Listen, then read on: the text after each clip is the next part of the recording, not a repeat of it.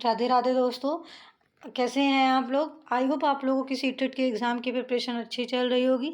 CTET के exam के regarding हम लोग आज सीडीपी पढ़ेंगे और सीडीपी में हम कुछ इंपॉर्टेंट टॉपिक्स पढ़ेंगे, जिसमें से हम कुछ अभियान पढ़ेंगे जैसे कि सर्व शिक्षा अभियान, मिड डे मील योजना और शिक्षा का अधिकार अधिनियम। इसमें से आपके पेपर में एक एक क्वेश्चन ज़रूर आता है, आप लोग बहुत ध्यान से पढ़िएगा। चलिए स्टार्ट करते हैं। हम पहला स्टार्ट करेंगे सर्व शिक्षा अभियान। सर्व शिक्षा अभियान जो है वो श्री अटल बिहारी जी के टाइम में 2001 में स्टार्ट किया गया था। ये जो है संविधान संशोधन जो 86 संविधान संशोधन है, उसके थ्रू जो है ये स्टार्ट किया गया था। इसमें क्या किया गया था, 6 से 14 साल के जो बच्चे हैं उन्हें मुफ्त शिक्षा प्रदान की जा रही थी। कितने साल के बच्चों के लिए? 6 से 14 साल के बच्चों के लिए। इसका उद्देश्य क्या था, इसके अंतर्गत नारा क्या दिया गया था कि सब पढ़ें और सब बढ़ें। फिर इसका उद्देश्य क्या था कि विद्यालय में बच्चों की वापसी करना, मतलब जितने भी बच्चे जिस भी कारण से विद्यालय नहीं आ रहे हैं, स्कूल का दूर होना या फिर बच्चों का क्या कहते हैं, जैसे बहुत जो एक निचले स्तर के बच्चे होते हैं वो पढ़ाई छोड़ के अपना बाहर काम वाम करने के लिए जाते हैं, तो वो अपनी पढ़ाई छोड़ देते हैं, या फिर आर्थिक स्थिति ठीक ना होना उसके कारण अगर बच्चा अपना पढ़ाई छोड़ दे रहा है, तो उन सभी कारणों को दूर करके विद्यालयों को मतलब बच्चों का एक हक है कि वो 6 से 14 साल के बच्चे जो भी बच्चे हैं उन्हें शिक्षा प्रदान की जाए। और इसमें उनके माता पिता का भी पूरा उनके माता पिता को भी इस चीज़ के लिए जागरूक किया जाए कि जितने भी 6 से 14 साल के बच्चे हैं उन्हें उनकी प्राथमिक शिक्षा अवश्य पूरी कराई जाए। फिर विद्यालय के प्रबंधन में सक्रिय भागीदारी, जैसे विद्यालय से और जो समाज के बीच में जो एक डिस्टेंस आ गया था उस गैप को पूरा करना था इसके थ्रू। फिर जहाँ आवश्यकता हो वहाँ नए विद्यालय खोले जाना, जहाँ आवश्यकता हो नए विद्यालय खोले जाने का मतलब है जैसे कुछ एरियाज ऐसे भी थे जहाँ पे बच्चे तो थे पढ़ने जाने के लिए, लेकिन वहाँ पे स्कूल्स नहीं थे, स्कूल्स काफ़ी दूर थे, तो पेरेंट्स उतनी दूर नहीं भेज रहे थे। तो उसके लिए भी एक प्रावधान कर दिया गया कि जहाँ जहाँ पे भी जितने डिस्टेंस में अगर ज़्यादा डिस्टेंस है और स्कूल नहीं है तो वहाँ पे एक नया प्राथमिक स्कूल खोला जाए। ठीक है। जो विशेष आवश्यकता वाले बच्चे थे, जो डिसेबल बच्चे थे, उनके लिए भी कई सुविधाएं स्टार्ट करी गई। ठीक है। लड़कियों के लिए भी किया गया कि लड़कों के साथ साथ लड़कियों को भी बराबर ही पढ़ाई का लाभ मिल सके।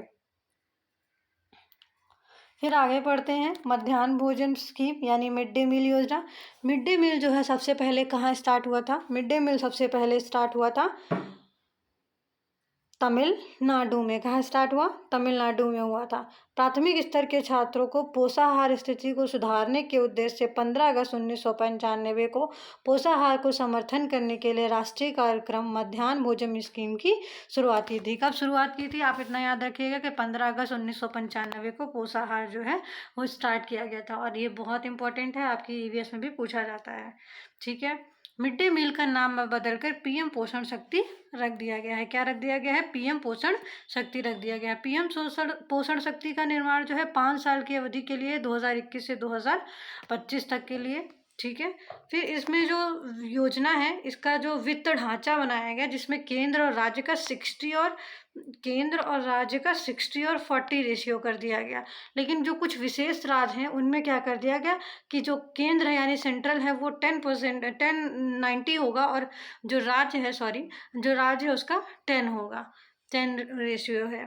तो जो इसमें वित्त का जो भी खर्चा आएगा, जो फाइनेंस का जो भी मतलब फाइनेंशियली जो चीज़ें होंगी, उसमें 60% जो है वो राज्य का होगा, केंद्र का होगा, और 40% राज्य का होगा। लेकिन विशेष स्थितियों में विशेष श्रेणी के जो राज्य हैं उनमें 90% जो है वो आपका गवर्नमेंट, सेंट्रल गवर्नमेंट करेगा, और 10% जो है आपकी स्टेट गवर्नमेंट करेगी। ठीक है। मिड डे मील में हमें ये याद रखना है कि सबसे पहले कहाँ स्टार्ट किया गया, और मिड डे मील का अब नाम चेंज करके क्या कर दिया गया है। आप लोग मुझे कमेंट करके बताइएगा कि मैंने आपको कुछ कैलोरीज बताई थी ईवीएस के पेपर में, आप लोग मुझे कमेंट करके बताइएगा कि 6 से 12 साल के बच्चों के लिए कितनी कैलोरी का भोजन लेना एक दिन में अनिवार्य है। मैं आप लोगों को पढ़ाया है, आप लोग कमेंट करके बताइएगा। अब हम पढ़ते हैं शिक्षा का अधिकार अधिनियम। शिक्षा ये बहुत इंपॉर्टेंट है, ये आपके सीटेट के पेपर के लिए भी सीटेट के पेपर के लिए भी इम्पोर्टेंट है, आपके यूपी टेट के पेपर के लिए भी इम्पोर्टेंट है। इसमें हम बेसिक चीज़ें ही पढ़ेंगे, क्योंकि आगे पेपर में जितना पूछेगा सिर्फ उतना ही पढ़ेंगे, और डिटेल में हम इसको DSSB के लिए जब तैयारी करेंगे तब पढ़ेंगे। प्रधानमंत्री इंदिरा गांधी के समय में, जो हमारी प्रधानमंत्री इंदिरा गांधी थी, उनके समय में 42वें संविधान संशोधन 1976 के द्वारा जो शिक्षा थी उसको राज्य सूची से हटाकर समवर्ती सूची में जोड़ दिया गया था। तो क्या किया गया, जो हमारी शिक्षा है वो 42वें संविधान संशोधन, जिसको हम मिनी कॉन्स्टिट्यूशन भी कहते हैं, उसमें से जो है इसको शिक्षा को वो राज्य सूची से हटाकर समवर्ती सूची का हिस्सा कर दिया गया। 12 दिसंबर 2002 को भारत के संविधान में जो 86 संविधान संशोधन था, यानी 86वां संविधान संशोधन था, उसमें अनुच्छेद 21A जोड़ा गया था। 21A में क्या था कि सभी शिक्षा का अधिकार, संविधान 21A में शिक्षा के अधिकार को जोड़ा गया। इसमें क्या था कि 6 से 14 साल के जो बालक बालिकाएं हैं और जो 12 से जो विकलांग बालक हैं वो 6 से 14 साल के भी, उनके लिए भी वही था। विकलांग के लिए शायद 6 से 18 है, मे बी। आप लोग एक बार कंफर्म करके मुझे कमेंट करके बताइएगा।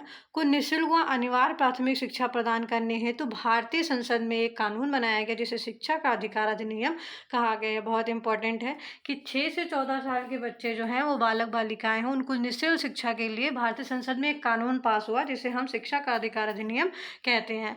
ठीक है, ये जो था इसका प्रारूप ये कैसे बना, इसके बारे में हम पढ़ लेते हैं। ये इसका प्रारूप है कि कैसे ये बनाया गया। तो जो शिक्षा अधिकार अधिनियम का दस्तावेज या प्रारूप बनाने का कार्य जो है, सबसे पहले शैक्षिक प्रबंधन शैक्षिक परामर्श बोर्ड के द्वारा किया गया। क्या किया, किसके द्वारा किया गया? शैक्षिक परामर्श बोर्ड के द्वारा किया गया। इन्होंने अपना प्रारूप जो है वो मानव संसाधन एवं विकास मंत्रालय को प्रस्तुत किया। किसको प्रस्तुत किया? मानव संसाधन एवं विकास मंत्रालय को, जिसका नाम जो बदलकर 2020 में शिक्षा मंत्रालय कर दिया गया। क्या कर दिया गया? नाम शिक्षा मंत्रालय कर दिया गया। आप लोग मुझे कमेंट करके बताइएगा शिक्षा मंत्री कौन है। फिर मानव संसाधन मंत्रालय ने क्या किया, अपनी जो रिपोर्ट है वो राष्ट्रीय परामर्श परिषद को भेजी और इस परिषद ने क्या किया, इसे देखने के लिए, इसका अवलोकन करने के लिए रिपोर्ट प्रधानमंत्री के पास भेज दी। प्रधानमंत्री के पास जाने के बाद ये केंद्रीय कैबिनेट, इसके बाद ये इसको केंद्रीय कैबिनेट ने 2 जुलाई 2009 को, राज्यसभा ने 20 जुलाई 2009 को और लोकसभा ने 4 अगस्त 2009 को और राष्ट्रपति ने 26 अगस्त 2009 को इस पर मंजूरी दे दी। ये बहुत इम्पोर्टेंट है, आपके पेपर में पूछा जा सकता है, जिसमें से टेट और रीट वगैरह में ये पूछा जा सकता है। ठीक है, सीटेट में इतना चांसेस नहीं है, बट फिर भी आप लोग पढ़ लीजिएगा। तो जो राज्यसभा है 20 जुलाई 2009 को इस में पारित हुआ, लोकसभा में 4 अगस्त 2009 को और राष्ट्रपति ने 26 अगस्त 2009 को। इसमें राष्ट्रपति कौन थी? श्रीमती प्रतिभा देवी पाटिल थी। ठीक है, इन्होंने हस्ताक्षर के साथ नियम को पारित कर दिया।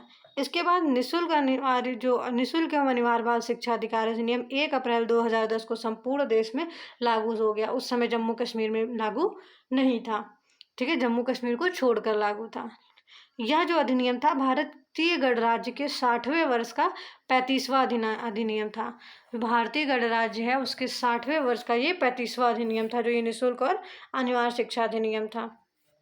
इस अधिनियम में 7 अध्याय, 38 धाराएं और एक अनुसूची है। कितनी अध्याय है? 7 अध्याय, 38 धाराएं और एक अनुसूची है। लेकिन इसमें संशोधन किया गया और इसमें एक धारा और जोड़ी गई, यानी 7 अध्याय। मूल अधिनियम में 7 धाराएं, 7 अध्याय, 38 धाराएं और एक अनुसूची है। लेकिन जो अभी वर्तमान में है उसमें 7 अध्याय, 39 धाराएं और एक अनुसूची है। इसमें सबसे छोटा अध्याय जो है वो प्रस्तावना है। कौन सा है? प्रस्तावना है। और सबसे बड़ा अध्याय जो है वो विद्यालय एवं शिक्षकों के उत्तरदायित्व है, यानी अध्याय 4 है। फिर यह अधिनियम जो है वो भारत का 135वां जो ये अधिनियम लागू करने वाला जो है, ये भारत जो है 135वां देश है। जो निःशुल्क शिक्षा अधिकार अधिनियम है, ये भारत जो है 135वां देश बना है इसको लागू करने वाला। लेकिन इसे सबसे पहले विश्व में नॉर्वे ने लागू किया था। किसने लागू किया था? नॉर्वे ने लागू किया था।